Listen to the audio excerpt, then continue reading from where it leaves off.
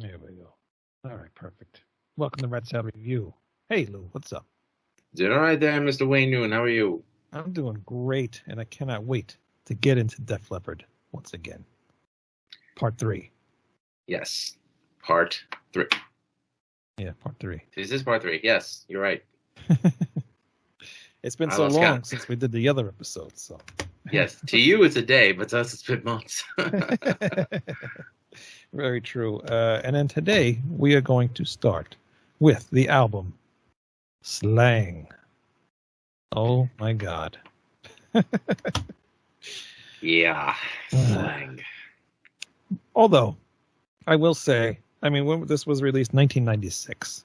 So we all know what was going on in 1996. You know, the metal was like kind of out of the picture, and grunge was like the big thing, right? And, you know, bands like Pearl Jam and, you know, Soundgarden and all that stuff. So all these older bands just did not know what to do anymore. And, you know, Def Leppard being one of them. And they completely changed their sound altogether, which I did not mind at all. Actually, I was surprised. I was shocked. I put the CD in the CD player and I hear something that doesn't sound like Def Leppard. I hear all these like electronic beats and almost type like Middle Eastern type R&B, stuff going on. Middle Eastern stuff, and like some R&B kind of things going in there. And I guess weird, but it actually kind of worked for me. I didn't mind it too much.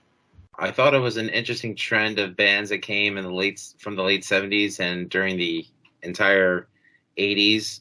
You know, their mid to late 90s output was them trying to be more introspective, almost apologetic for stuff that they had done in the past. I'm just like, why? You know, I mean, the stuff that you did in the past that brought joy to so many people.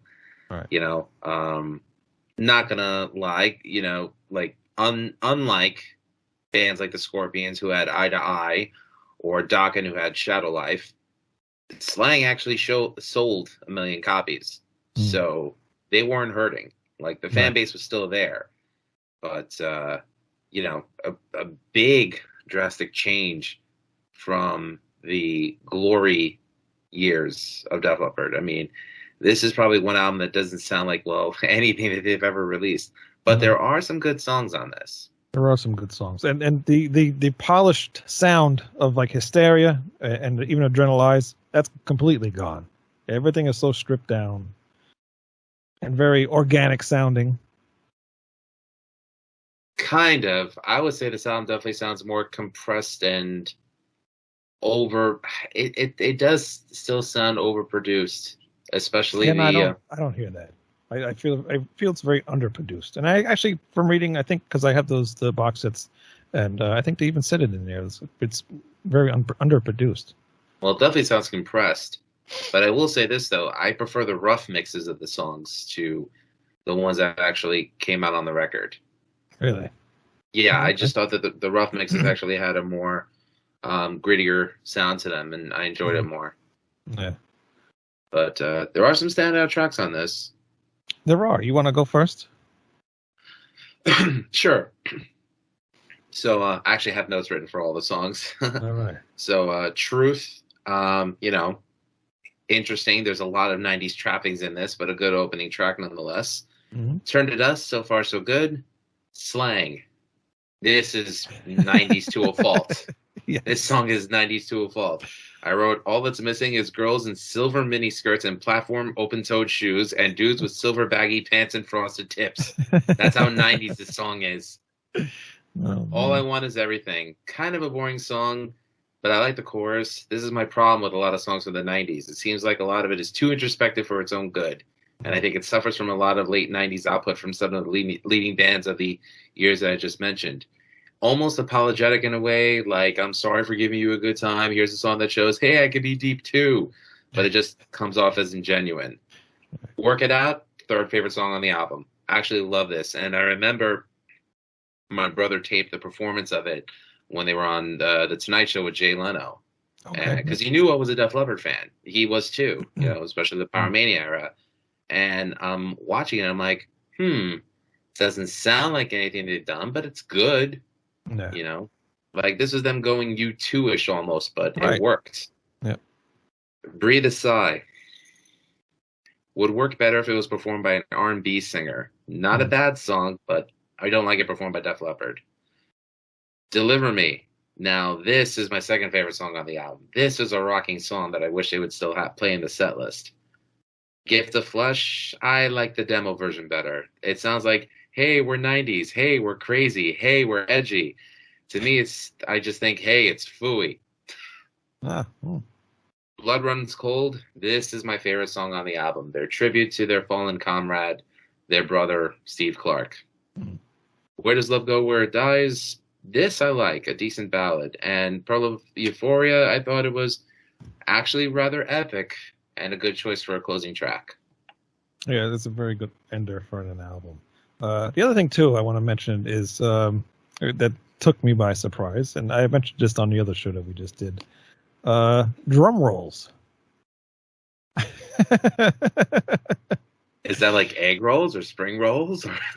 No, drum rolls, like, snare drum rolls. I'm not doing it here because everybody's asleep upstairs, but one-armed drummer doing drum rolls. Right hand, left foot.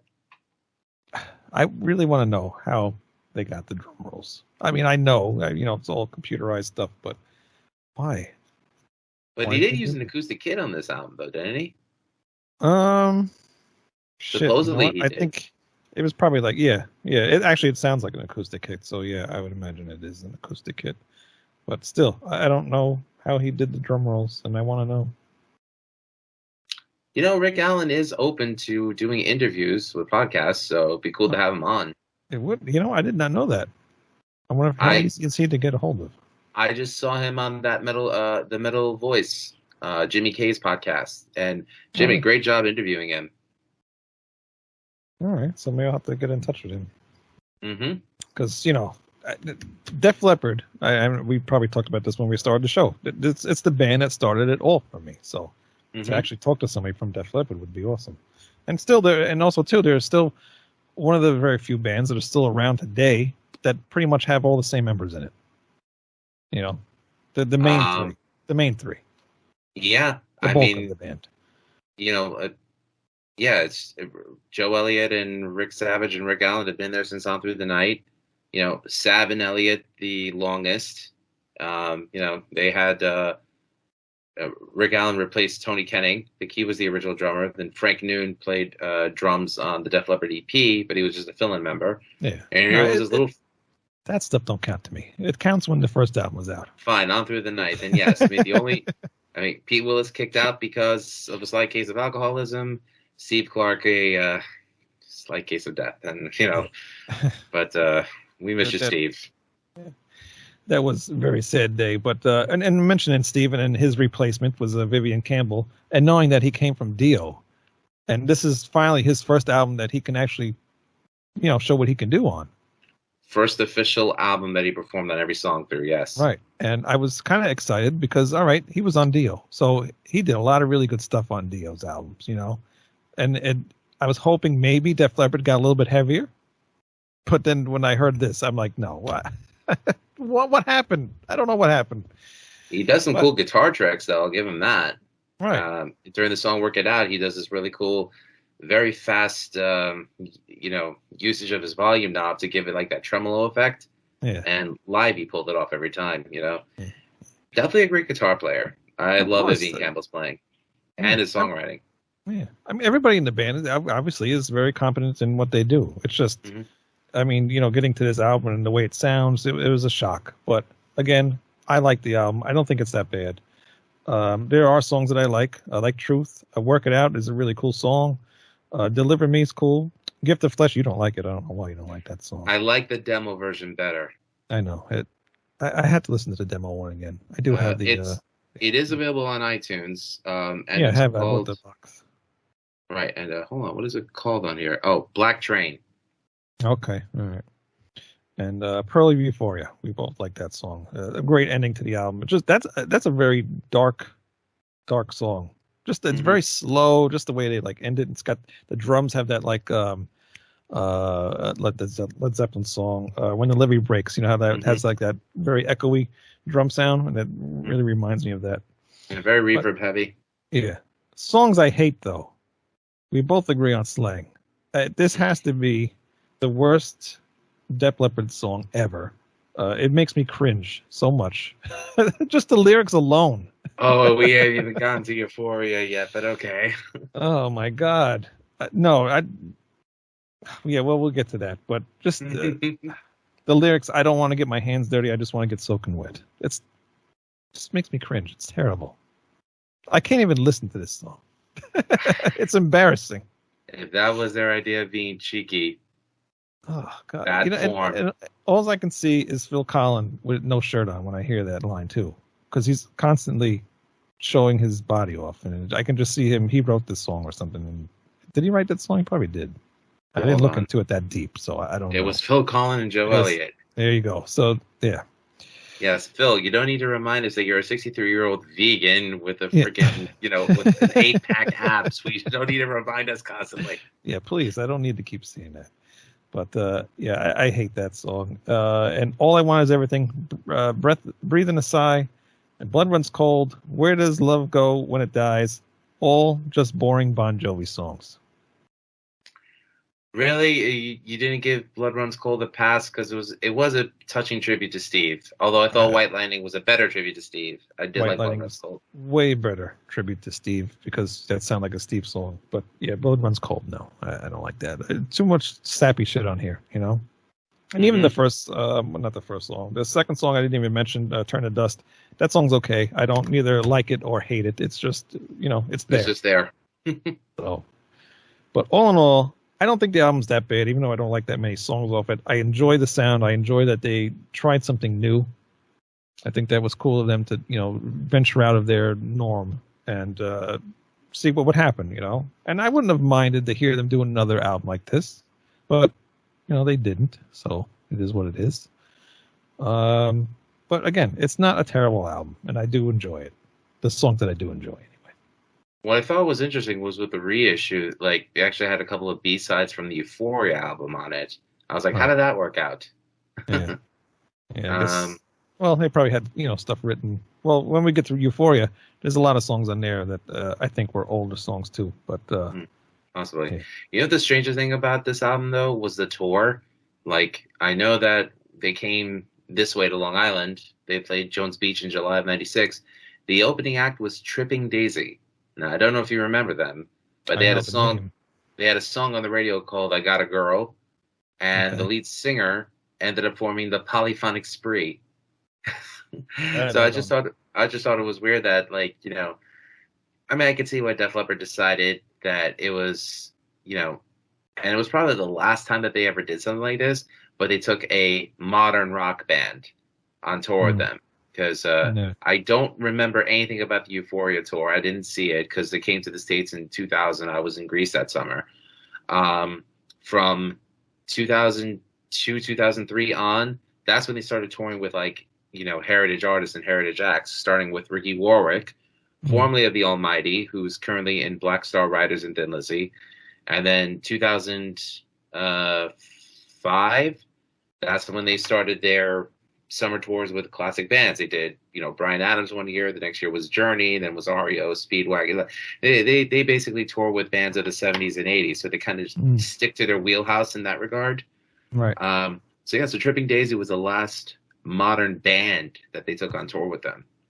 That's interesting. I've never seen them live, even though I've wanted to. I just never did. I know you have. And like you said, I remember. Yeah. And you said they've played almost the same set list on the second time, so he was kind of Well, Joe Elliott has said this in interviews many times. He said they're a band who relies on their hits for their live performances because he says, why not perform the hits if you got them? Right. So yeah, it's totally understandable. There's going to be people obviously like me and you want to hear those deep cuts, but half the audience don't remember or know those deep cuts. So yeah, it's probably schmucks like us that remember Wasted. Or, would want to hear a song like High and Dry Saturday Night. So that's why I suggest, if you want to hear vintage Def Leppard, go check out Damiano Christian's Def Leppard Tribute Rock of Ages. You will not be disappointed. Yeah, just like I played, I think I mentioned on the other show, I played High and Dry at my job one day. And people did not like it. It's like, this is Def Leppard. This is the best Def Leppard album. Well, you guys are insane. They didn't like it. How do you not like that song? It's about drinking, getting drunk, getting stupid, and it's Saturday night. I love it. I don't know. They were used to the hysteria and the sound of hysteria, and just hearing Def Leppard like that just I guess weirded them out. But I don't know. To me, that Again, was I emphasize, if I never hear Pour Some Sugar on Me ever again, I will not be sad. Yeah, it's just one of those songs you never have to hear ever again. No. Just like what's that? Paradise City. Never have to hear that ever again. Mm-hmm. Or Enter Sandman. But it's funny though, because right before this album was released, they released Def Leppard Vault, which was their first compilation CD. Yeah. And I was supposed to close that chapter on that first era of Def Leppard. So good thing we ended the last episode with Retroactive. The last song, I guess you could say, was When Love and Hate Collide, which is a great ballad. I actually prefer the demo version to that, but the studio version is pretty good. Live, it comes off very well. So they played faster. Yeah. Next album, Euphoria. Now, it looks kind of like maybe they went kind of back to like the hysteria sound. Just by looking at the album cover, I can tell there's something, very familiar going to be about this album. And sure enough, it does sound like hysteria. Those are my first thoughts when I saw it. Which like in 1999, I was pretty much done with Def Leppard, and I keep saying I need a drink. I keep saying it like weird. While Wayne drinks, please listen to this nice soothing sound of my voice. Are you crunching ice? Yeah. Okay. It's very dry in here too. It's so hot in here. My voice is like I can't even talk. This is terrible. Oh, you sound like Joe Elliott when he sings. Okay, good. I'm kidding, Joe. I'm going to have to edit that out. No, I'm leaving it in. Okay. What am I going to say? Oh, yeah. So, 1999, I'm really not into Def Leppard anymore. I mean, I'm still buying the albums, obviously, but I've moved on to other bands. I got into Halloween, and I'm getting into, like, Blind Guardian and like Manowar, just, a lot of things that are completely different from Def Leppard. So getting this album and hearing it's like a hysteria, that's like going back to 1987, and I'm beyond that at this point,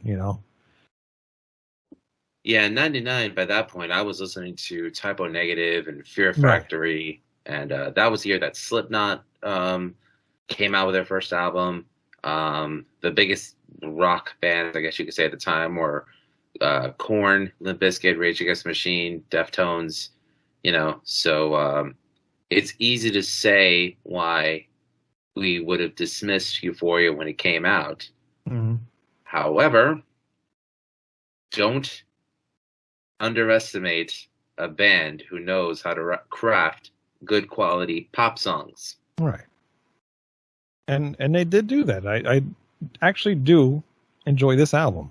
I think it's very good. Listening to it now, I can get away from all the stuff I listened to back in the day, and listening to it now in the last few days, it's good. It's a good album, and there's a lot of really cool songs in here. You want to go first? You want me to go first? Doesn't matter. Well, I'll just be real quick. So the songs that I give a yay to are Demolition Man, Promises, Paper Sun, which is my favorite song on the album. I actually give that a hell yay. I like 21st Century Sha-La-La Girl. Oh, no. It's a catchy song. I'm sorry. I'm a sucker for melody. What can I say? To Be Alive, Disintegrate, which is a killer instrumental track. Guilty, Day After Day, and Kings of Oblivion, all great songs. The songs I'm indifferent about are Back in Your Face and Back in Your Face, Goodbye, and All Night kill those songs for me. If you took the songs that I mentioned that are really good with the 5 songs off of Adrenalize, that would be a great Def Leppard album. Right. And I'm definitely going to agree with you, because there's a lot of Adrenalize type stuff on here. I can hear that sound. I hear the hysteria sound. So all those shitty songs that were on Adrenalize could have definitely been switched for these songs. Songs I like over here, Promises, really good. I mean, I like Demolition Man, but again, that's one of the songs I don't hate it. I don't like it. So it's like, it's there, it's a good opener, but it's not one of my favorites. So, but Promises sounds like something that could have been on Hysteria. It reminds me a lot of Armageddon. A lot of same feel to it.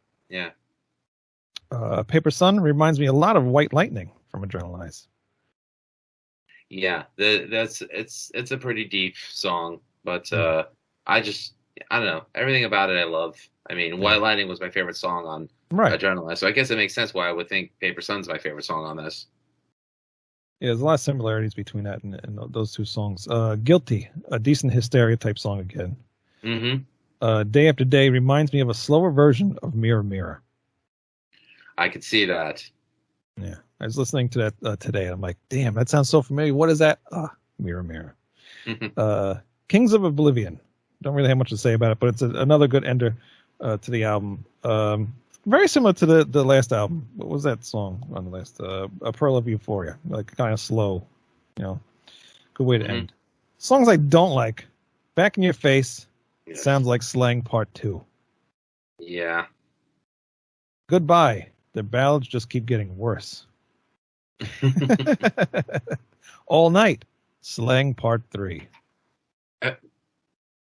You're saying Slang Part 2 is Back in Your Face? Yeah. Okay. And then All Night is Slang Part 3. 21st Century Shala Girl. Oh, First time when I saw the name of that title, I knew it was going to be a song. I instantly skipped. That song is terrible. It did not disappoint.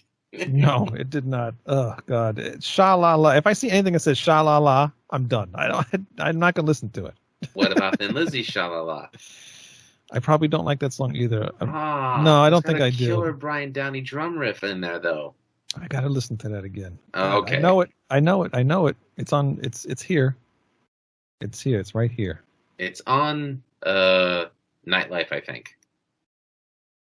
Oh, I think I know. All right. Yeah, because all those songs are pretty slow, so I'm getting them confused. I do want to give an honorable mention though. 2 killer B-sides from this era: "Immortal" and "Burnout." Both great songs. Okay. And the other song I don't like, "To Be Alive." It's a bad version of the song "Hysteria." I could see that, but I enjoyed it. But it's funny how this album does have a lot more to do with their previous work than Slang did.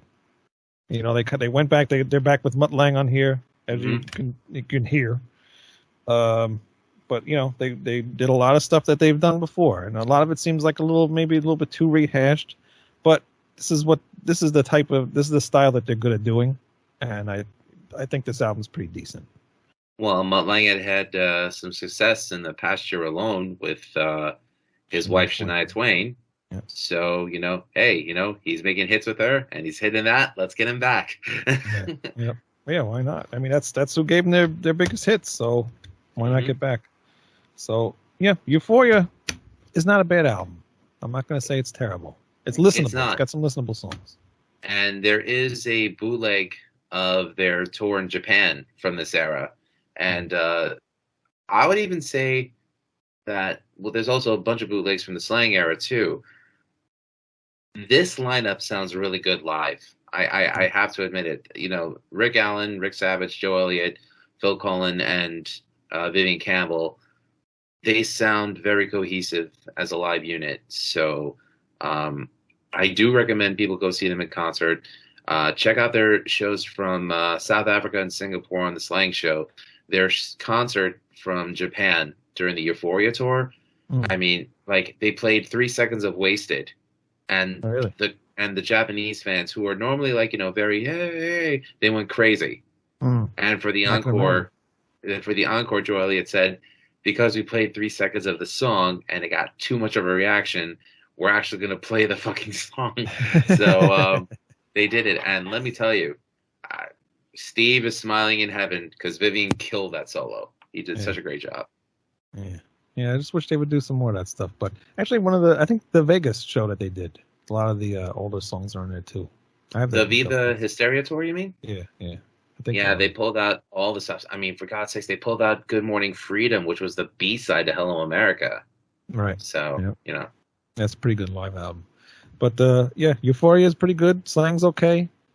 So what do you think about these two? So I will say this though. Having grown up being a fan of the stuff from the 70s and the 80s, and that being the music of my formative years, again, I emphasize Def Leppard succeeded with their late 90s output where others from their era failed. And even though the albums don't hold up, there are hidden gems on these albums, which I think it's, criminal that it'll play some of them. I mean, the only two, I don't even think they play Work It Out from Slang live. I think they only played the title track. Yeah. They only played the title track. That's fine, because I always remember Work It Out being on the radio. You do? Yeah, I think I remember hearing that on the radio quite a bit. Was that on WRCN? Yeah. That's probably the only station I listened to. Yeah. I didn't have that luxury. Growing up in Queens, you had 92.3 K-Rock, and you were lucky if you could get 89.5. It all depended on which area the antenna was pointing on your radio. Yeah, but I remember them playing it all the time, so it was cool to hear, that song on the radio. But I don't remember. They probably played Promises a lot on the radio. Promises actually got played on K-Rock. I remember that. I was shocked to hear Def Leppard on alternative, quote-unquote, radio. Yeah, and VH1 had actually started playing Def Leppard because the year before they had released a Storytellers concert. So, and they had just done the Behind the Music. So VH1 was actually really behind Def Leppard during this and the X era. So, is this maybe the time when that documentary type thing came out too? The Behind the Music? Not Behind the Music, but remember they made a movie? Oh my God, yes. Hysteria, the Def Leppard story. That was 2001. Okay, all right. So it's not that was the year before X. So. Did you see this film? I probably did, but I don't really remember anything about it. I did. I saw it. I could vividly remember it. The actors did great jobs performing as the band. Considering the fact that it's a made-for-television film, it would be foolish to emotionally invest in it because it's a made-for-TV film. But all the actors did a phenomenal job. The actors who played, especially Joe Elliott, Steve Clark, and Rick Allen, great performances. They actually had Anthony Michael Hall as Mutt Lang. But the problem that I had with it, Mutt Lang is South African, and Anthony Michael Hall sounded like Anthony Michael Hall. So, he even go out of his way to fake a South African accent. That's one thing I remember. That's the one thing I remember too. Is like, when you watch those movies, they can only get people that kind of look like, the original people. You don't expect them to look exactly alike. But I think they look too much not like Def Leppard, and I think that's why I really didn't maybe watch it. Well, it bothered me a little bit. They look like they were wearing wigs, and they just didn't look right. Something was weird. And Orlando Seal looked more like Biff Byford than he did Joe Elliott. But I mean, I thought he was a good actor. Yeah. But they were talking about the day, and Joe Elliott has gone on the record and said that they got so much about this wrong. Right. So, like Bohemian Rhapsody, don't take it as a historical timepiece. Take it as a fictional work. Right. Yeah. Yeah. I should really watch that again. It's got to be on somewhere. It wasn't a bad film. It was okay. I mean, anytime it was on VH1, I was like, I'll watch it. Yeah. I swore that they said they were going to do something else. A new type movie. They wanted to, but, I mean, what has anyone really done for the past 16 months? Oh, I know. But maybe at some point something will happen. It'd be cool. Look at the Queen movie. I mean, that thing got huge, rave reviews. The actor, what's his name? Malik. Remy. Remy, yeah, Malik or something like that. He got an award for that. So I think those movies are pretty big right now. So it would be cool for a Def Leppard one to come around. They are, but and do it better. If the recent output of films and their performances in the theaters mean anything, don't invest too much of a high budget in films right now, because right now films like Black Widow and the Suicide Squad are not doing well in the theaters. Right. Yeah. But on top of that, it's like no one's really going to the theaters anymore. You know? That's like my son's got the Paw Patrol movies coming out. I'm like, I don't want to go to the theater to see that. They can rent the thing here. Watch it home. What was the last movie you saw in the theater? I could tell you mine was Jumanji 3. No. Shit, I was just talking about this the other day. Man, we're really off the subject Def Leppard now. What was it? We just talked about this. I said Toy Story, not the latest Toy Story, and there was something after that. I can't remember. Well, I would say this: if Def Leppard does want to do another biopic, just make it a documentary, like where you're interviewing people. I know what it was now. Joker. That was a good one. Yeah, that was the last one. But did the Queen movie come out after that, or was the Queen? No, the Queen movie came out in November of 2018. All right, so yeah, it was Joker then. Because it'd be cool to see like an actual Def Leppard movie, but I don't know. I'm afraid that if it would botch it up with Hysteria, the TV film, how much more could you fabricate it for a Hollywood production? And would anyone go see it? I think so. I think it would do fairly well. I mean, look at Queen. They weren't around forever. And then all of a sudden there's a movie about Queen. Like, who really cared about Queen anymore? You know? I would say that Queen's music never died. From Wayne's World till now. And people, Yeah, but it's always been Bohemian Rhapsody. That's Bohemian the Rhapsody. Song. And, it's whenever you go to sporting events, it's We Will Rock You. We Are the Champions. Right. That's it. So, I'm sure they were getting royalties for that. But, you go to the strip club and they're always playing Pour Some Sugar on Me. So that's, Or Cherry Pie.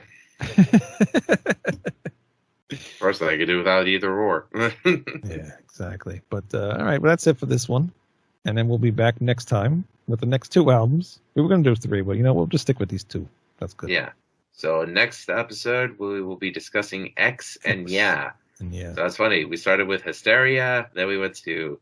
let me rephrase that. We started with Pyromania. Then we went to Hysteria. Now we're at Euphoria. And next we have Yeah. Actually, should we do Yeah and then Yeah 2? There's a Yeah 2? There's a Yeah 2. I don't remember a Yeah 2. It's in the box set. It should be on iTunes or something. I'm going to have to look this up.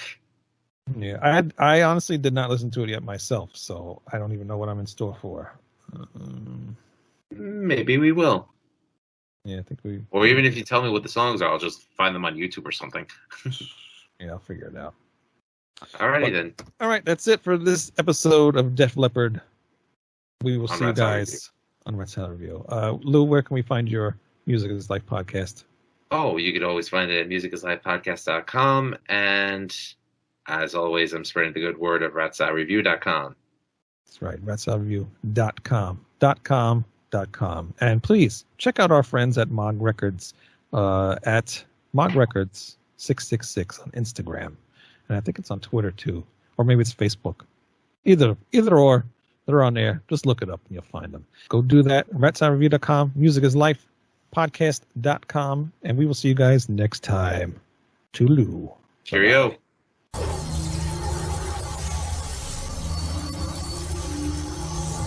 Bye-bye.